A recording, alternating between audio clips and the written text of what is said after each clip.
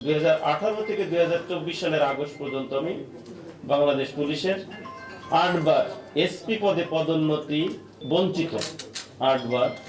তারপর সরকার যখন পরিবর্তন হয়, পরিবর্তনের পরে আমি পুলিশ সুপার হিসেবে পদোন্নতি পাই। পদোন্নতি পাওয়ার পরে আমি নাটোর জেলার পুলিশ সুপার হিসেবে যোগদান করি। ওখানে কিছুদিন থাকার পরে আমার আবার পোস্টিং হয় দিনাজপুর জেলায়, সেটা আপনাদের একেবারে পার্শ্ববর্তী জেলা। এরপরে আপনারা দেখেছেন এর ভিতরে এই রংপুরে আসার আগেই আমার ফরিদপুর জেলায় পোস্টিং হয়েছিল। ওখানে যোগদান করার পূর্বেই সরকারের পক্ষ থেকে আমাদের এসপিদেরকে লটারির মাধ্যমে জেলার পরিবর্তন করা হয়। সেই লটারির ভিতরে আমার রংপুর জেলায় আমার বদলি হয়। সে বদলির সুবাদে আমি 29 তারিখে যোগদান করি। গতকাল ছিল আমার প্রথম দিন আপনাদের রংপুরে, আজকে দ্বিতীয় দিন। প্রথম দিনে আমি আপনাদের সূর্য সন্তান, দেশের সূর্য সন্তান, যার জন্য আপনারা গর্ব করেন, শহীদ আবু সাইদ, তার বাড়িতে গিয়েছিলাম, তার পিতা মাতার কাছে দোয়া আনতে গিয়েছিলাম। আমি দোয়া নিয়ে আপনাদের জেলায় কাজ শুরু করেছি।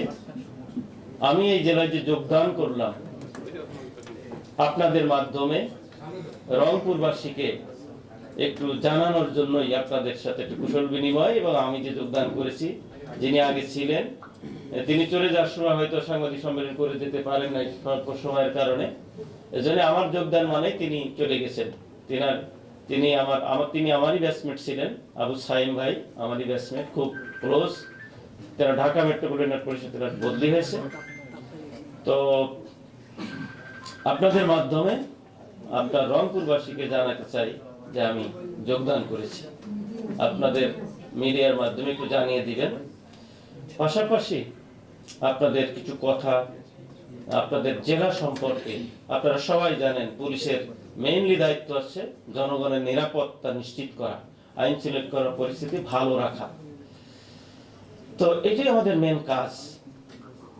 তো আপনাদের মাধ্যমে জনগণকে একটা বার্তা দিবেন যেন যারা আইন শৃঙ্খলা পরিস্থিতির খারাপের ভিতরে পড়ে অথবা নিরাপত্তার বিঘ্ন ঘটে, এমন কোনো আশঙ্কা সৃষ্টি হয়, তারা যেন আমাদের পুলিশের শরণাপন্ন হয়। আমাদের পুলিশ স্টেশন আছে, সেখানে যেতে পারবে, আমার কাছে আসতে পারবে। আমরা তাদেরকে প্রয়োজনীয় আইনগত সহযোগিতা দিব। যত দ্রুত সম্ভব আমরা চেষ্টা করব আপনারা আমাদের এই বার্তাটা আপনাদেরই জনগণকে পৌঁছে দিবেন।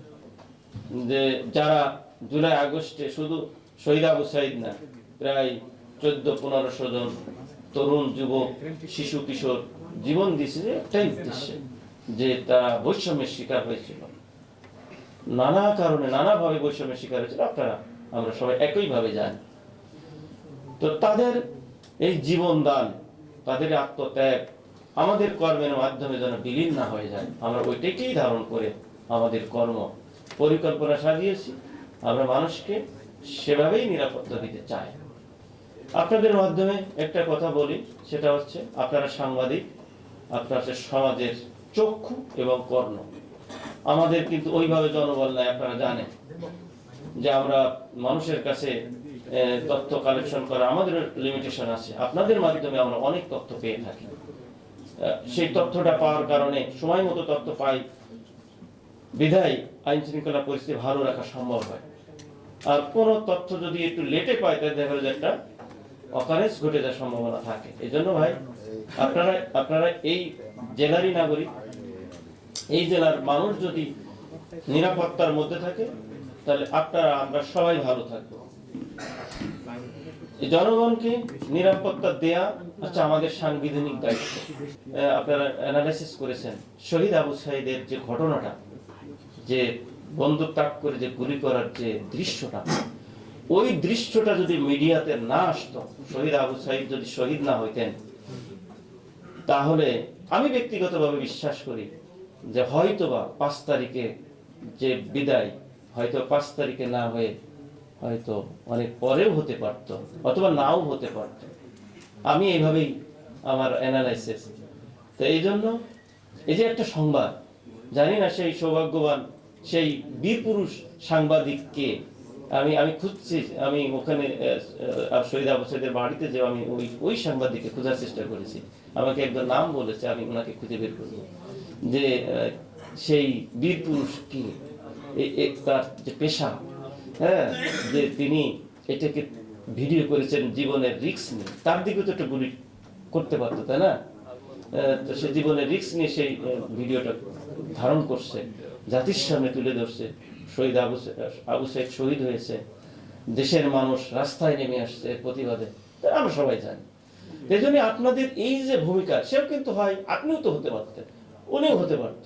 তা আমিও আপনারা সাংবাদিক মানে ওই ব্যক্তিই কিন্তু আপনি।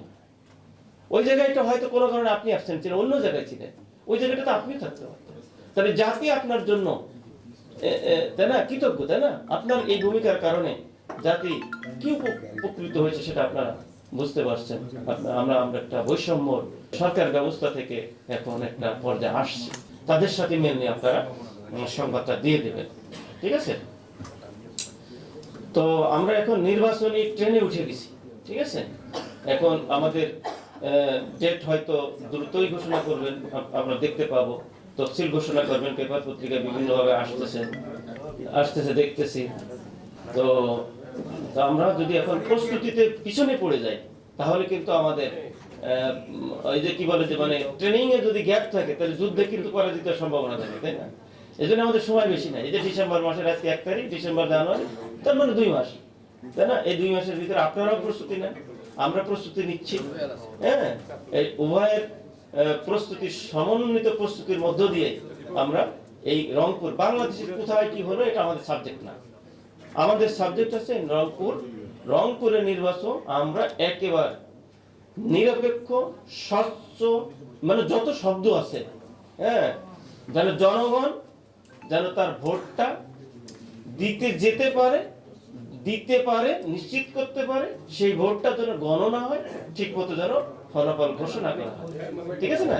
তাহলে আমার এই ভোটারদেরকে নির্বিঘ্নে কেন্দ্রে যাওয়ার জন্য আমরা তাদেরকে নিরাপত্তা কেন দিব, যে ভোটার বুঝতে পারে যে না, আমি ভোট কেন্দ্রে যাইতে আমার কোনো ধরনের কোনো বাধা নেই, কোনো আতঙ্ক বা আশঙ্কা নেই। এটা আমরা পরিবেশ তৈরি করবো।